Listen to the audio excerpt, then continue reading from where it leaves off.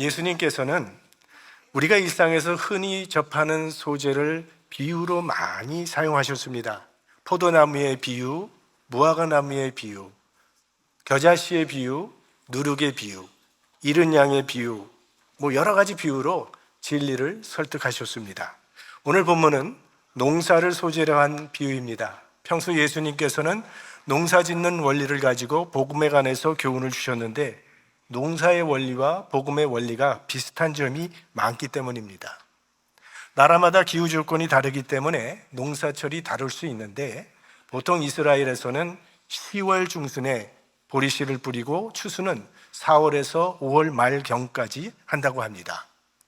넉 달이 지나야 추수할 때가 온다라고 하신 말씀을 보아서 예수님께서 이 말씀을 하신 때는 12월이나 1월경으로 생각이 됩니다. 그리고 그때쯤이면 들에는 보리가 푸르러 있을 그런 시기입니다. 그러나 오늘 주님께서 하신 이 말씀은 곡식 추수에 대한 말씀이 아니라 인간 영혼의 추수에 관한 말씀입니다. 이 말씀을 하신 장소는 사마리아 수가라고 하는 동네입니다. 예수님께서는 그곳 우물가에서 한 사마리아 여인을 만나 긴 대화를 나누게 되셨는데 그 만남을 통해서 그 여인은 예수님을 그리스도로 고백하는 심령의 변화가 일어났습니다. 그러자 그 여인은 물동이를 버리고 동네로 뛰어들어가서 힘차게 증거했습니다. 보라, 이는 그리스도가 아니냐. 그래서 그 여인의 증언을 들은 수가성에 있는 사람들이 지금 예수님을 만나려고 보리밭 사이를 지나 오고 있는 겁니다. 그 광경을 보신 예수님께서 눈을 들어 밭을 보라, 이런 말씀을 하신 거예요. 눈을 들어 밭을 보라, 이 말씀에는 두 가지 동작이 들어가 있습니다. 하나는 눈을 들라는 겁니다. 영의 눈을 뜨라는 말이죠. 육신의 눈에 보이는 것에만 시선을 맞추고 살 것이 아니라 영의 눈을 들라는 것입니다. 더 높은 차원의 삶을 한번 바라보라는 그런 말씀이죠. 그 다음에는 밭을 보라 말씀하십니다. 여기서 밭은 인간 세상을 의미하는 것입니다. 그러니까 눈을 들어서 인간 세상을 바라보라는 말입니다. 세상을 어떻게 바라보느냐에 따라서 내가 살아갈 방향과 사명의 길이 정해지도록 되어 있습니다. 칼 막스라고 하는 사람이 본 세상은 가난과 계급이 문제였습니다. 그래서 계급을 없애버리고 가난을 추방하면 인간의 문제는 해결된다고 보고 그런 일을 하기 위해서 열심히 일을 했습니다. 예수님이 보신 세상은 어떤 세상인가? 영혼의 빈곤이 가장 큰 문제라고 보셨습니다. 오히려 무엇을 먹을까? 무엇을 마실까? 무엇을 입을까? 이거 염려하지 말라고 하셨습니다. 공중에 나는 새를 보라. 내일 먹을 양식도 비축해 놓지 않았는데도 잘 살고 있는데 어찌 하나님의 자녀들이 무엇을 먹을까 먹는 문제로 고민하느냐고 하시면서 너희는 먼저 그의 나라와 그의 의를 구하라. 그리하면 이 모든 것이 너희에게 더해지리라 말씀하셨습니다. 어떻게 보면 예수님께서는 참 세상 물정 모르는 전혀 현실감이 없는 말씀을 하신 듯하게 그렇게 들려옵니다. 자, 그렇다면 21세기를 살아가는 지금 우리들이 살고 있는 세상은 어떻습니까? 21세기에는 인간들이 가장 그동안 문제 삼아오던 것들이 대부분 해결된다고 하는 것이 과학자들의 생각입니다.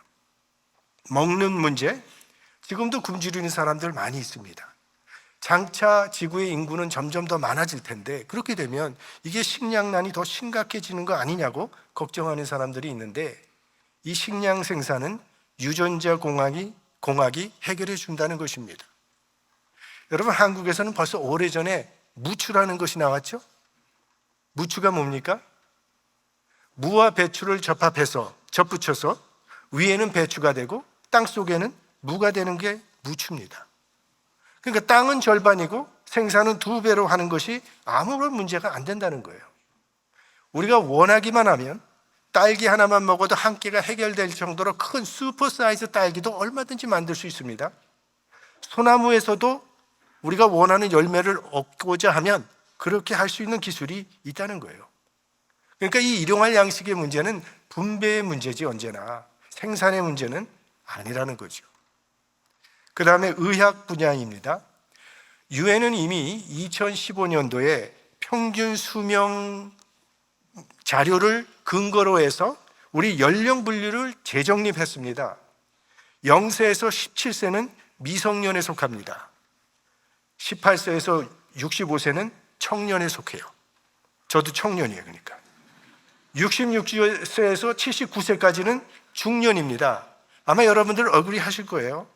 그리고 80세에서 100세까지가 노년, 그리고 100세 이상을 장수노인이라고 그렇게 구분을 했어요. 지금 태어나는 아이들의 절반가량은 평균 예상 수명이 105살이라고 합니다. 그러니까 앞으로는 100세 죽었다고 하면 야, 한참 아까운 나이 죽었다고 할 때가 온다는 겁니다. 이제는 인공지능을 통해서 질병을 치료하는 방법이 계속 개발되고 있기 때문에 과거에는 고치지 못했던 질병을 얼마든지 고칠 수 있는 날이 온다는 거예요. 그 다음에 과학 분야입니다. 옛날 사람들은요, 사람이 공중을 날아다닌다는 것은 상상도 하지 못했고 꿈도 꾸지 못했습니다. 지금은 비행기 여행은 일상화된 지 오래죠. 자, 우주 여행을 일반인들은 생각을 못했어요. 그런데 작년에 이 우주 관광 기업인 버진 갤럭틱사에서 민간인 3명을 태우고 이미 우주 관광을 다녀왔습니다. 여러분, 45만 달러만 준비하면 90분간 우주 관광 즐길 수 있어요. 그 티켓 800명이 이미 구입을 했습니다. 지금은 사실은 우주 비행 비용이 좀 비싸기 때문에 일반인들은 엄두를 내지 못하고 있지만 이제 앞으로 언젠가는요, 이 우주 여행이 일반화되어서 여행사들마다 우주 왕복 티켓 할인 판매 경쟁을 벌일 때가 올 겁니다. 누가 압니까? 우리가 단체로 우주 관광을 할 날이 오게 될지. 자, 그러면 21세기의 문제는 무엇인가? 예수님께서 보신 영적 빈곤의 문제는 21세기에도 여전히 해결되지 않고 있습니다. 무리를 보시고 목자 없는 양 같다며 불쌍히 여기시던 그 영적 빈곤의 문제는 더 심각해지고 있습니다. 과학적 지도자들은 무수히 쏟아나오고 있는데 영적 지도자는 점점 더 빈곤의 상태에 빠지고 있는 가운데 있습니다. 그런 세상이 된다면 우리 인간들이 그렇게 자랑스럽게 생각하는 엄청난 과학의 힘이 과연 위대한 창조를 이룰 것인가, 아니면 인류를 파멸로 몰고 갈 것인가? 눈을 들어 밭을 보라. 영의 눈을 뜨고 인간 세상을 바라보라는 말씀입니다. 예수님은 이 세상을 바라보시고 휘어져 추수하게 되었다 말씀하십니다. 농사의 원리 가운데 대단히 중요한 것이 시기라고 합니다. 때를 놓치지 말아야 한다는 거예요. 봄에는 씨를 뿌려야 합니다. 만약에 씨 뿌릴 시기를 놓치면 나중에 뿌려봐야 먹을 수 없게 된다는 거예요. 또 추수할 때도 시기가 대단히 중요하죠. 벼가 익어갈 때 농부들이 가장 두려워하는 것은 기후라고 합니다.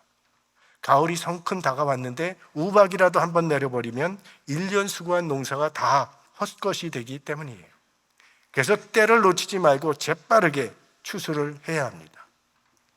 그러한 우리 주님의 긴급한 마음이 오늘 본문에 나오고 있습니다. 35절 말씀 같이 보겠습니다. 너희가 넉 달이 지나야 추수할 때가 이르겠다 하지 아니하느냐?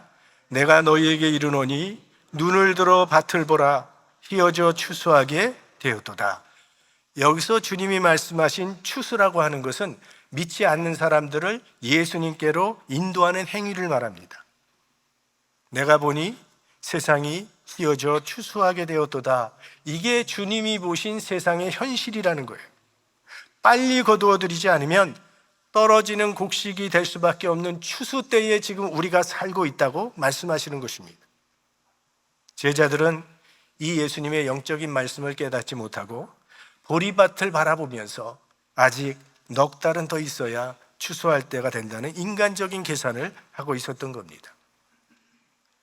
예수님께서 이 세상에 오심으로 하나님의 나라가 시작되었습니다.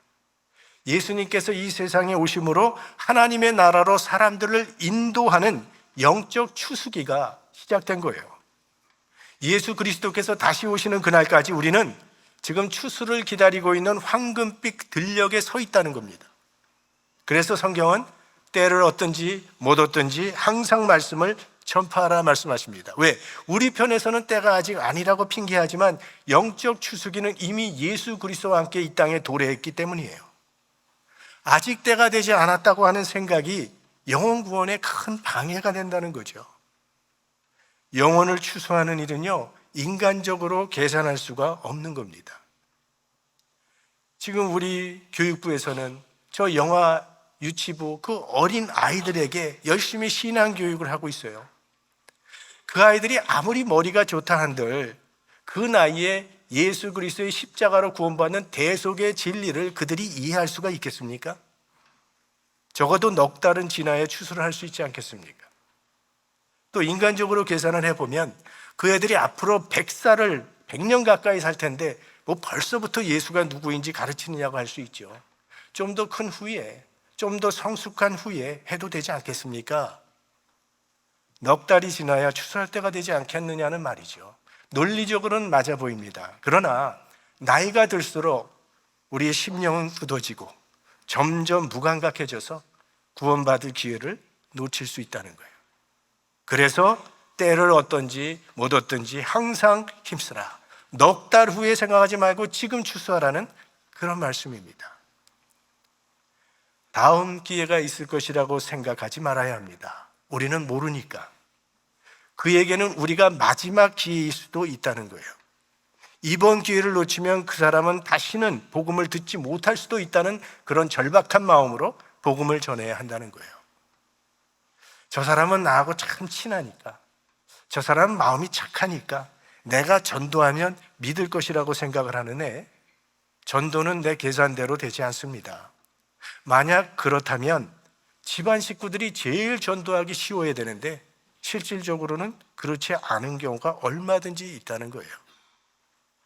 우리가 사도행전 17장을 보시면 사도 바울이 여기저기 다니면서 이제 선교를 하는데 아덴이라고 하는 도시에 들어오게 됐습니다. 그런데 그 아덴이라고 하는 것은 사람들이 종교성이 매우 깊다, 종교성이 많았다, 이렇게 성경은 표현하고 있습니다. 그러면 우리가 인간적으로 계산해 보면 그 사람들이 가장 빨리 예수 믿을 것 같은 계산이 나오잖아요. 그런데 바울은 아덴에서 선교에서 실패합니다. 바울은 선교한 모든 지역에서 교회를 세웠습니다. 에베소에 가면 에베소 교회를 세우죠. 빌립보 가면 빌립보 교회, 고린도 교회, 데살로니가 교회, 어딜 가든지 그가 지나간 곳에는 교회가 세워졌어요. 그러나 성경에 아덴 교회는 없습니다. 그러니까 인간의 계산과 하나님의 계산은 이렇게 차이가 있다는 거예요. 우리 기독인들을 대상으로 조사한 통계 자료를 보면요, 많은 사람들이 예수를 믿고 나서 하는 말이, 아니 내 주변에 예수 잘 믿는 사람들이 굉장히 많았다는 거예요. 근데 그들 중에 누구도 자기에게 예수 믿으라고 권유한 사람이 없었다는 거예요. 자기 집안에는 목사도 있고 장로도 있고 집사도 권사도 그렇게 많은데 자기 영혼을 불쌍히 여겨서 예수 그리스도를 전해준 사람이 없었다는 겁니다. 그래서 따지는 거예요. 아니 왜 이렇게 인생의 중요한 문제를 나에겐 얘기해 주지 않았습니까? 그것에 대한 가장 많은 대답이 해봤자 소용이 없을 것 같아서,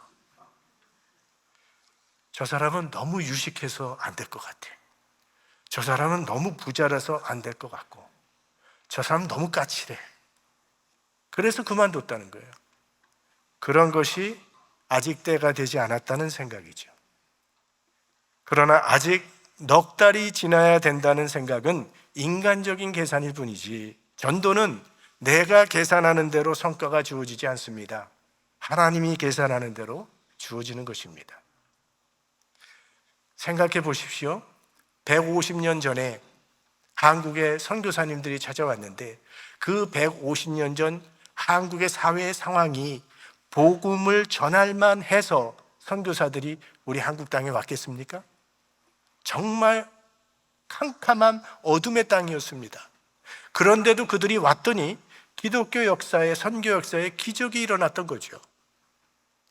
언어도 다르고 문화도 다른 저 아마존 정글에 살고 있는 원주민들의 상황이 복음을 전할만 했겠습니까? 그러나 전했더니 영생의 열매가 열리고 있다는 거예요.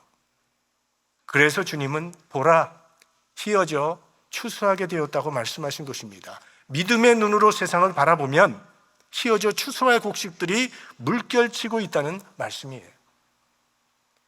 아직 때가 되지 않았다는 생각은 인간적 계산에 의한 말이고, 휘어져 추수하게 되었다는 말은 예수 그리스도의 복음의 원리입니다. 그러므로 내가 무슨 말을 해서 저 사람을 설득할 것인가 걱정하지 마시고, 내가 전도하는 사람은 언젠가는 반드시 예수 믿을 것이라는 확신을 가지고 전도하시기를 바랍니다. 이 농사의 원리 가운데 또 하나는 땀을 흘린 수고한 만큼 추수할 것이 생긴다는 겁니다. 내가 얼마나 땀 흘려 수고했는가 하는 것은 추수하는 시기가 되면 그대로 드러납니다. 콩을 심으면 콩이 날 거고, 팥 심으면 팥이 납니다. 많이 심으면 많이 거둘 것이고, 적게 심으면 적게 거둡니다. 심은 대로 거두도록 되어 있어요. 농부들은요, 뜨거운 여름철 그 강력한 햇볕 밑에서 이마에 땀을 뻘뻘 흘리면서 밭에 나가서 일을 합니다. 온몸이 새까맣게 타는데도, 몸이 피곤해 죽을 지경인데도 그러나 해야 합니다. 그래야 가을에 추수할 것이 있기 때문에. 땀을 흘려야 할 시기에 시원한 나무 그늘 아래 앉아서 먹고 마시고 낮잠만 자고 있으면 가을이 금방 닥칩니다. 그게 우리가 어릴 때부터 배웠던 개미와 배짱이의 교훈 아니겠습니까? 하나님의 일도 마찬가지입니다. 땀을 흘려야 할 때 땀 흘리지 않으면 추수할 열매가 없습니다. 우리 시편 기자가 참 좋은 말씀을 줬죠. 같이 볼까요? 눈물을 흘리며 씨를 뿌리는 자는 기쁨으로 거두리로다. 우리는 모두 하나님의 농장에서 농사 짓는 일꾼들로 부름받은 사람들이에요. 땀을 흘려야 할 때 땀 흘려야 기쁨으로 곡식단을 거두게 되는 것입니다. 이 복음의 역사에는 씨를 뿌리는 사람이 있는가 하면 거두는 사람도 있다고 주님께서 말씀하십니다. 36절부터 보면 거두는 자가 이미 삭도 받고 영생에 이르는 열매를 모으나니 이는 뿌리는 자와 거두는 자가 함께 즐거워하게 하려 함이니라. 그러즉 한 사람이 심고 다른 사람이 거둔다 하는 말이 옳도다. 여기 뿌리는 자 혹은 심는 자라고 하는 것은 복음을 증거하는 사람을 말하는 것이고, 거두는 사람이란 영생의 열매를 수확하는 사람을 말하는 거예요. 그런데 대개 우리들은요, 우리가 뿌리고 우리가 거두기를 원한다는 거예요. 그래서 내가 전도한 사람이 주님을 영접할 기미가 보이지 않으면 실망하고 낙심하기 쉬운데, 오늘 주님께서는 복음을 뿌리는 자와 열매를 수확하는 자가 다를 수도 있다고 말씀하고 계십니다. 지난 주일 예배 때 저희가 다녀온 저 아마존 산타 실비아 마을에서 조금만 더 올라가면 에콰도르 국경이 나오고, 바로 그 에콰도르 아마존 지역에서 짐 엘리엇이라고 하는 선교사가 순교당했다는 말씀을 드렸습니다. 짐 엘리엇이라고 하는 사람은 시카고에 있는 위튼 칼리지를 수석으로 졸업한 인재입니다. 근데 그 사람의 마음에 하나님께서 에콰도르에 있는 한 부족을 품게 하셨어요. 그 부족의 이름이 아우카 부족이라고 하는 족속입니다. 근데 이 아우카족은요, 외부인이 나타나기만 하면 죽여버리는 아주 위험한 미종도 정적이었습니다. 그런데 거기를 선교하고 싶었던 거예요. 그래서 짐 엘리엇과 4명의 동료들이 오랜 시간 훈련을 하고 오랜 시간 준비를 마치고 드디어 아우카족이 살고 있는 마을에 들어갔는데, 들어가자마자 복음을 전하기도 전에 그들의 창에 찔려 살해당했습니다. 5명이 몽땅. 총망받던 인재들이 목숨을 잃자 당시 시카고 신문에서는요, 얼마나 불필요한 낭비인가, 이런 기사의 제목을 가지고 선교를 비판하는 기사를 썼습니다. 그때 짐 엘리엇의 아내가 되는 엘리자베트 엘리엇이 이런 말을 했어요. 내 남편의 죽음은 낭비가 아니었습니다. 그는 전생애를 이것을 위해 준비했던 사람입니다. 바로 이 시간을 위해 살아왔던 사람입니다. 그는 하나님께서 주신 자신의 책임을 수행하고 생애 목표를 달성하고 죽은 행복한 사람입니다. 이렇게 얘기를 했어요. 그리고 짐 엘리엇이 순교한 지 1년 후에 엘리자베트 엘리엇이 바로 그 아우카족 마을로 들어갔습니다. 근데 이 아우카 종족은 남자는 죽이지만 여자를 죽이는 것은 비겁한 짓이라고 해서 여자들은 죽이지를 않았어요. 그래서 이 엘리자벳이 그곳에서 5년 동안 간호사로 그들을 헌신적으로 섬겼습니다. 아홉 가족은 그녀를 하얀 천사라고 불렀어요. 그리고 5년 동안 섬기고 그 족속을 떠나려고 할 때 아홉 가족 추장이 그에게 물었습니다. 당신은 누굽니까? 나는 당신들이 6년 전에 죽였던 그 남자의 아내입니다. 제 남편이 당신들을 향해서 품었던 그 사랑을 당신들에게 전하기 위해서 내가 다시 이곳에 온 겁니다. 그 말을 듣고 아홉 가족이 자신들의 잘못을 뉘우치고 예수를 믿게 되었어요. 그래서 그 마을에는 많은 교회가 세워지게 되었는데 짐 엘리엇을 죽인 마을 교회에 짐 엘리엇의 아들이 목사가 되었습니다. 그리고 그 짐 엘리엇을 죽인 사람들이 그 교회 장로로 또 교사로 섬기게 되었어요. 그러니까 짐 엘리엇은 씨를 뿌렸고 그의 가족은 열매를 거둔 겁니다. 내가 뿌린 복음에 대한 열매를 지금 당장 거두지 못할지라도 절망할 필요가 없어요. 내가 복음의 씨를 일단 뿌리기만 하면 주님께서는 누군가를 통해서 반드시 그 열매를 거두실 것이기 때문입니다. 우리는 복음의 씨를 뿌리는 자로 혹은 거두는 자로 부름을 받았습니다. 우리 모두 복음의 씨를 뿌리던가 복음의 열매를 거두는 삶을 살아갈 수 있게 되기를 바랍니다. 예수님의 제자는 예수님의 마음을 가진 사람이에요.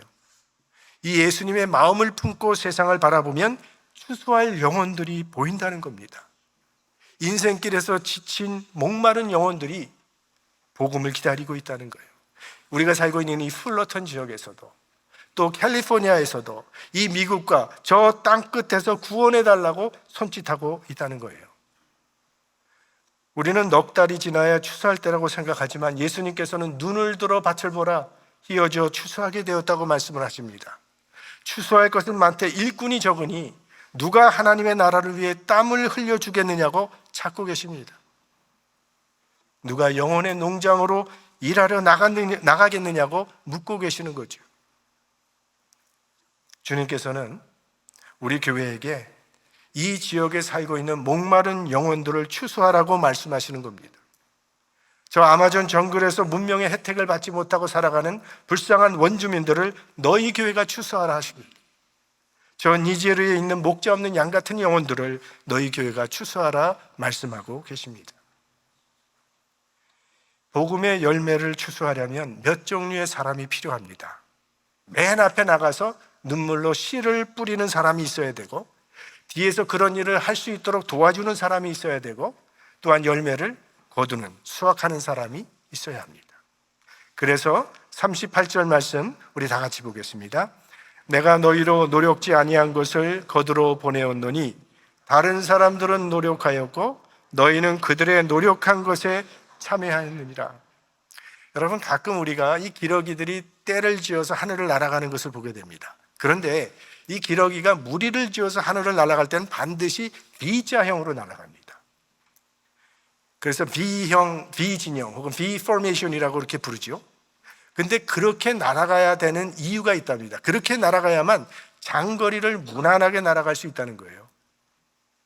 제일 힘든 거는 맨 앞에 있는 기러기가 제일 힘듭니다. 왜? 온몸으로 바람을 다 맞으면서 가야 되니까. 그리고 점점 뒤로 갈수록 힘을 적게 받게 됩니다.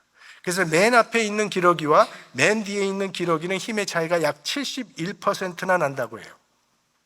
그리고 기러기들이 날아가면서 소리를 지르는데 주로 맨 뒤에 있는 기러기들이 계속 윙윙거리면서 시끄럽게 소리를 내면서 가는데 그 소리는 맨 앞에 있는 기러기를 격려하고 응원하는 소리라는 거예요. 잘 날아가라고, 고맙다고. 오늘 우리는 하나님께서 우리에게 맡겨주신 선교의 사명을 감당하기 위해 기도하며 선교 헌금을 봉헌했습니다. 우리의 땀과 기도와 희생의 열매를 드렸습니다.